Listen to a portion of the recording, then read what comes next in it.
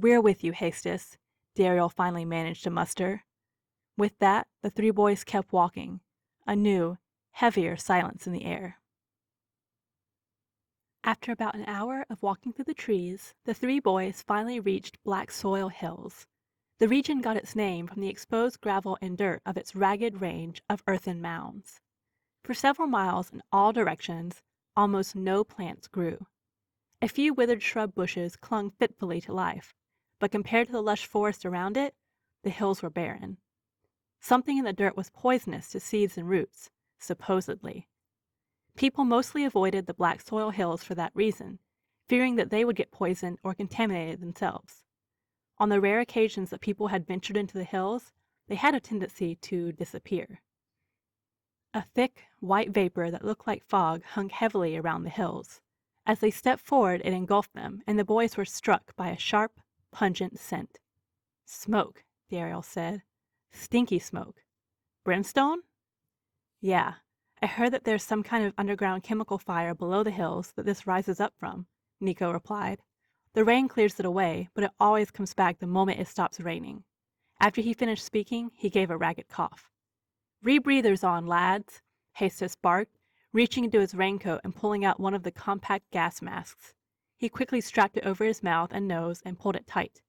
The other two boys followed his lead.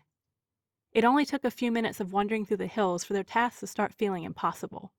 Everything looked the same, and the thick smoke only allowed the boys to see several feet in front of them. "This is no good," Nico grumbled. "How are we supposed to find anything like this? I can barely see the ground at my feet." Hastus sighed heavily. He didn't want to admit it, but he could feel his own frustration swelling up inside him. "We'll head in a straight line through the center of the hills. Maybe we'll stumble onto something. Maybe we'll get lucky." He gave Dariel a slight grin and a wink when he said this. "We can't wander around aimlessly. We'll get lost. Maybe it'll also rain again. The smoke will settle for a while, and we can search more properly." Nico scoffed. "If it rains heavily enough to settle the smoke, we still won't be able to see well, and it will wash away any tracks. And we'll get our powder wet and won't be able to properly fight this thing properly if we, by some miracle of the Emperor, actually find it. Then we'll get slaughtered. Face it, Hastus, there's a reason none of the hunters have been able to kill it." "Well, we're going to try! Frack it!" Hastus's sudden outburst of anger made the other two boys jump. He wheeled around, giving them an icy scowl before taking a deep breath to calm himself. "Look, like I said, either of you can turn back if you want to, but I'm going to stay out here for as long as it takes. I don't care if I have to walk in lines back and forth till I've tracked across the entire hills. I'm not going to give up." Nico and Dariel only nodded silently before Hastus wheeled back around and started marching forward, in a path that he determined with his limited sense of direction would lead him more or less straight down the middle of the Black Soil Hills, not bothering to check if the other boys were following him. The two scrambled after, with Dariel shooting Nico a dirty look and elbowing him. "How about you shut your plow hole for once?" he whispered. "Frack off," Nico snarled back. Overall, the expedition was shaping up better than expected. After the better part of an increasingly somber and gloomy hour spent walking in a straight line, with nothing but dirt and scrub under their feet, Dariel stumbled onto something. Or, more accurately, stepped in it. It was a dead tusker rat, a native mammal of Miranda Prime with 6 legs, a long, hairless tail, and a pair of sharp tusks protruding from its mouth, hence the name. The tusker rat had been torn apart in the same manner as other victims of the demon, its entrails yanked out and limbs torn off. Dariel's boots landed on some intestines with an unpleasant squelch. Hastus?" he hissed nervously after examining what he'd stepped in. "I think you'll want to take a look at this." Hastus only had to look at the tusker rat's remains for an instant, and he knew. He would never forget that gory handiwork. "It's the same. The demon was here." As he said it, the corners of his lips perked upward slightly in what was superficially a smile, but more of an expression of grim anticipation and eagerness than happiness.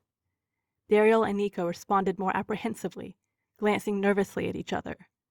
Now that they were seeing the damon's gruesome leftovers for the first time, the danger and potential horror of the situation began to wash over them.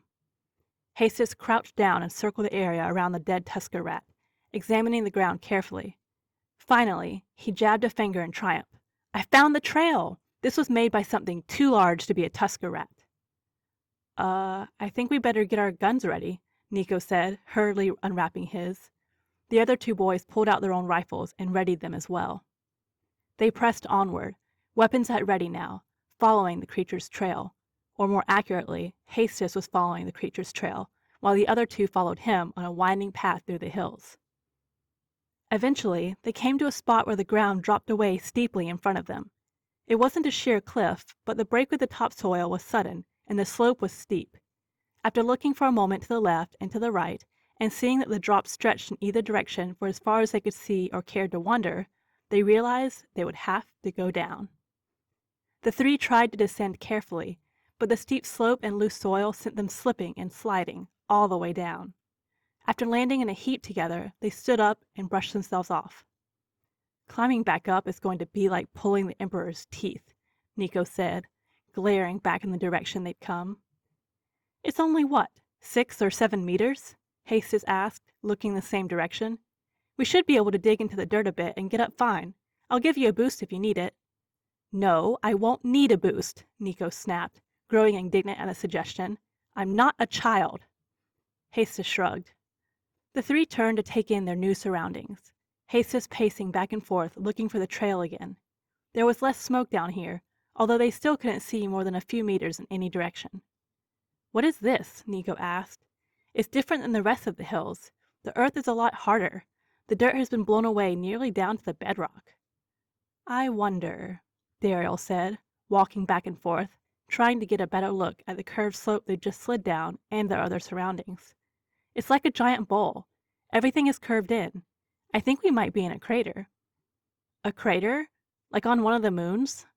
It was Hastus who asked the question, not looking back at Dariel as he continued to inspect the ground. The dense nature of the dirt here meant tracks didn't show up as well, but he thought he may have found some markings. Yeah, kind of, Dariel replied. Craters are made from space rocks falling from the sky and hitting the surface. The atmosphere of Miranda Prime protects the planet from most of them. They burn up trying to get through it.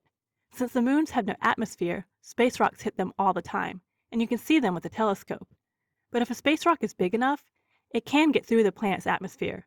It looks like this one did. How do you know all this? Hastus said, turning back to look at Dariel in surprise. Even Nico looked grudgingly impressed. Dariel shrugged sheepishly. Batch had one of his old spacer friends in town once, and I happened to sit in on their conversation. He seemed to be a bit more educated than Thatch, and he talked about these things. Nico rolled his eyes. Of course. Of course you just happen to have talked to someone who'd know about fracking space geology, that against all odds happens to be relevant to our current situation. Dariel shrugged again. Hastus pointed forward into the smoke. I'm pretty sure it's this way, lads. The two fell in line after him, growing solemn again. I don't like this, Hastus, Dariel said uneasily. We can hardly see. Just be ready for anything, Hastus replied. They all tightened their grip on their guns. As they walked on, the ground dipped deeper. After a few minutes of walking, the faintest glowing light became barely visible in front of them through the smoke. Do you see that, Hastus? Nico asked. Of course I see it, Hastus replied, a bit irritably. The tension was getting to him too now. He slowed his pace, crouched down, and started to creep silently, even though there was nothing but the smoke to offer cover. The other two followed his lead, a little less gracefully. The glow grew brighter, but was still too faint to be a proper lantern or torch. Finally they were close enough, and the smoke parted enough for them to see what was causing it. It was a stone, about twice as tall and wide as the boys' own heights, and made of what looked like some kind of dark glass. The glow was coming faintly from the very center. There was a large indentation around it where the ground was stripped to the bedrock. I think we found your space rock, Dariel, Hastus whispered. Dariel only grunted, a pained expression on his face. Are you all right? Nico asked. You look like you're going to be sick. I'm fine, Dariel replied. It's just that there's something wrong with this rock. Can't you feel it?